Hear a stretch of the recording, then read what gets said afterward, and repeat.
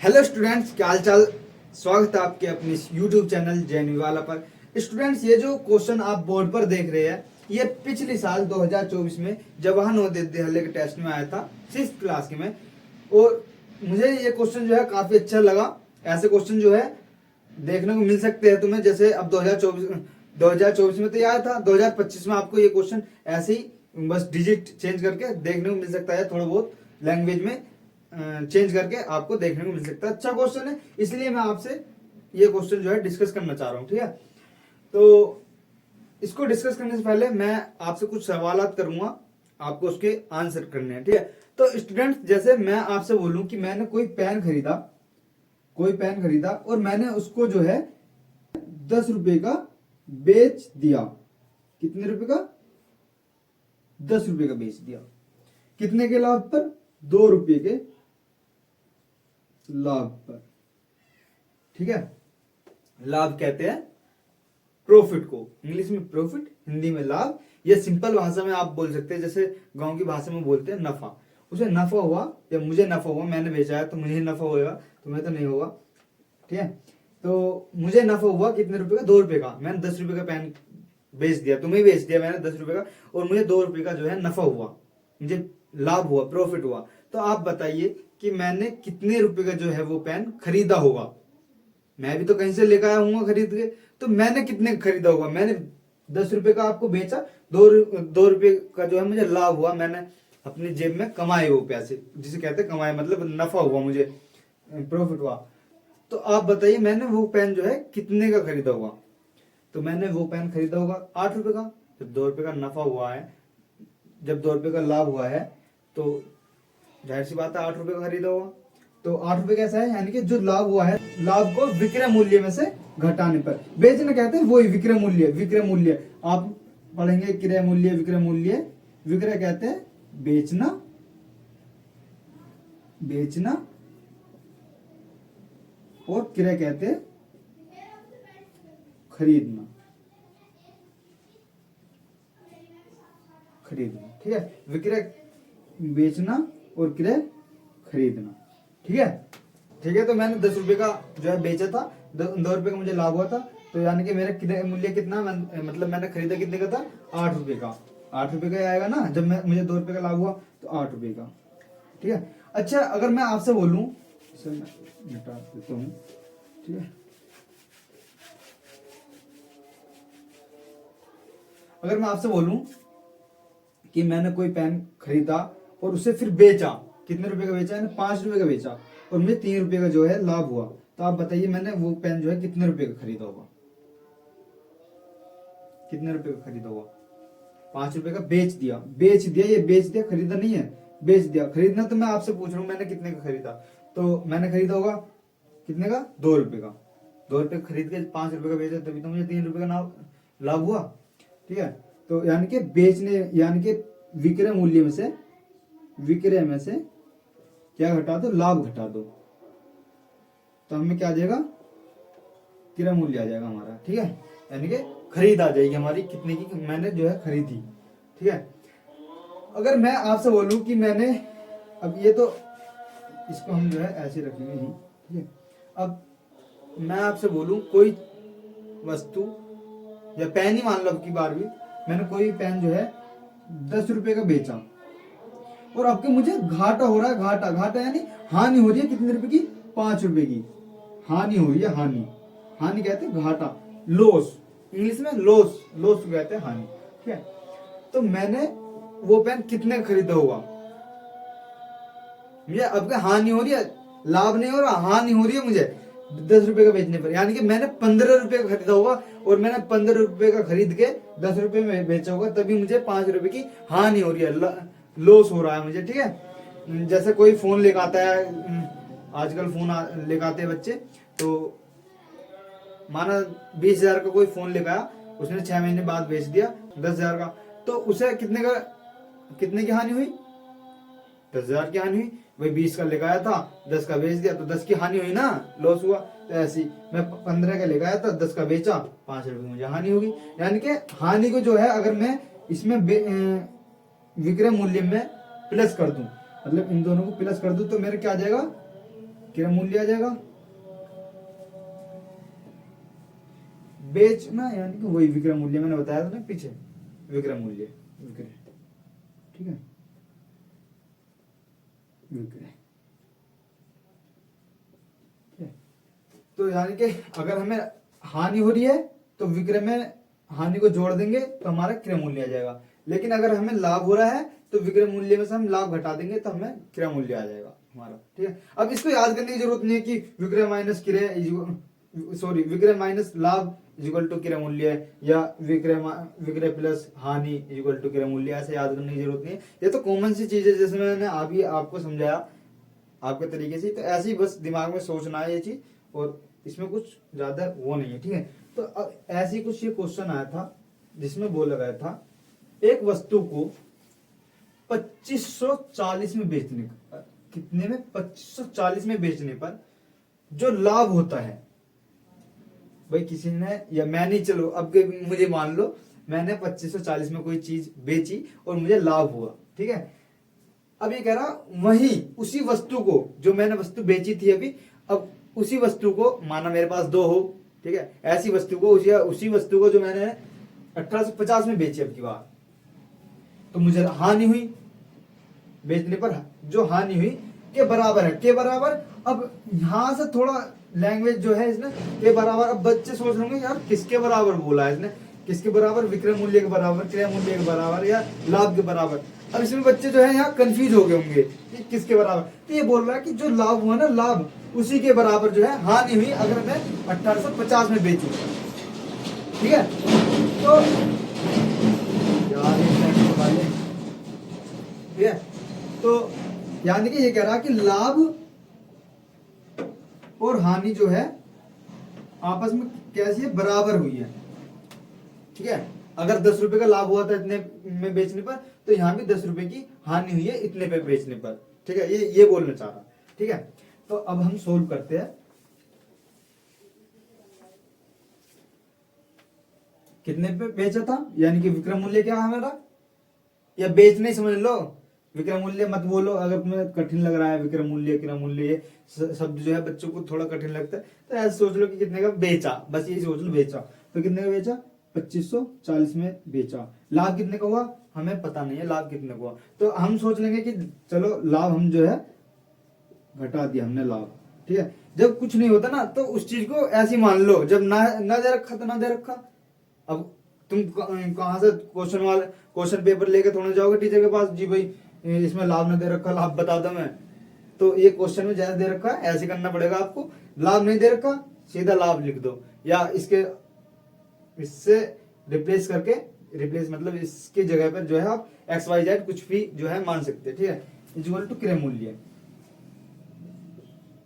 क्रय मूल्य, ठीक है, मतलब जो हमारी खरीद थी।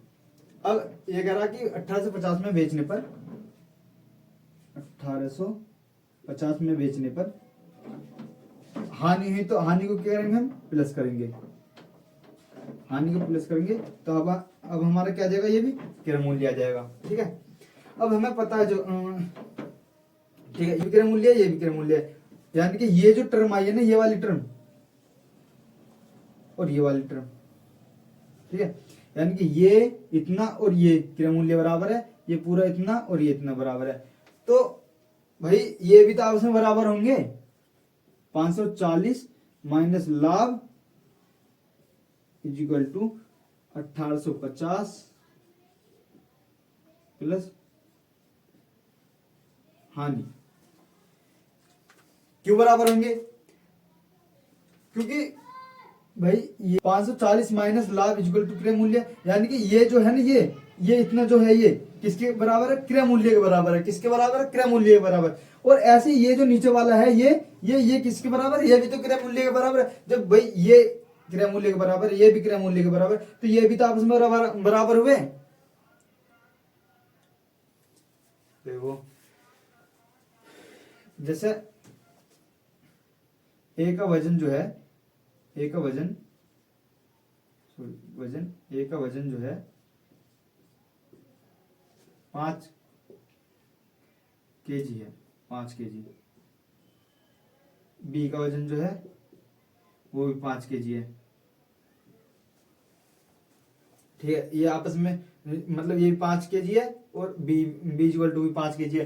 तो क्या मैं बोल सकता हूँ ए इक्वल टू बी, यानी कि ए और बी जो है आपस में बराबर है, दोनों सेम वजन के है, कह सकता हूँ, क्योंकि ये भी 5 किलो का था, ये भी 5 किलो का था। ऐसे ये भी क्रय मूल्य के बराबर है, ये भी क्रय मूल्य के बराबर है।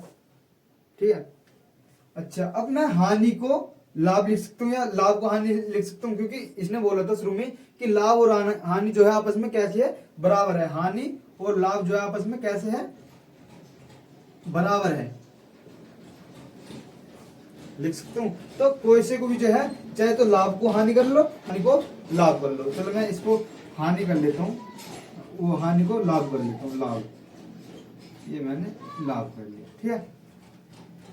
अब ये आपके सिंपल इक्वेशन से बन गई है, जो आप सोल्व करते हैं कि सेम सेम को एक तरफ ले जाओ और बाकी को एक तरफ ले जाओ। तो जब लाभ इधर आएगा तो ये हो जाएंगे 2 लाभ, ठीक है, 2 लाभ हो जाएंगे, और ये इधर पहुंचेगा तो 2540 माइनस 1850।